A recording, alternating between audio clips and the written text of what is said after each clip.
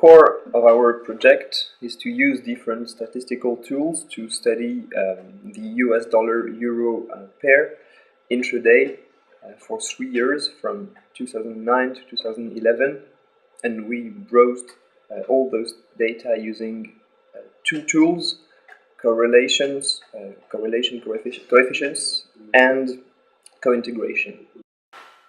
I'm going to talk about the consolidation. First of all, gathering data is one of the most tedious tasks, but which is very essential for our research. And first we were able to gather 1 minute data of USD dollar and euro pair from 2009 to 2011, and we realized that only 0.6% of the data were missing. But still, we had to find these missing data and consolidate it.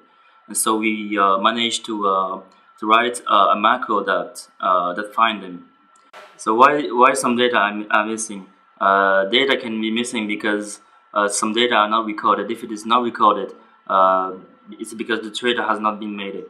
And how do we consolidate the missing data? We have decided that if there is more than 15 minutes of missing data, we simply delete it this day.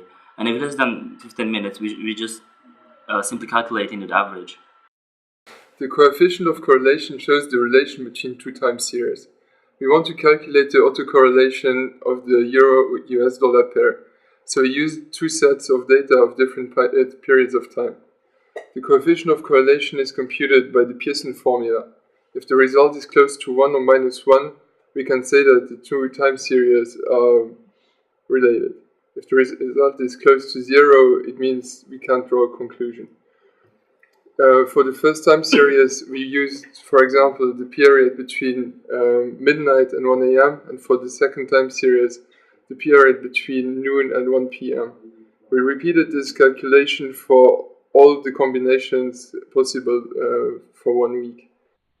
A pair of financial instruments are said to be co-integrated when the spread between their price tends to come back to an equilibrium after some time. This is usually used in pair trading, but we decided to use this co-integration to analyze some US dollar-euro exchange rates intraday. And the core of our idea is to apply the Dickey-Fuller co-integration test at different points of time intraday and for different time periods, like an hour, 15 minutes, or 30 minutes. And doing that, we discovered some interesting trading patterns.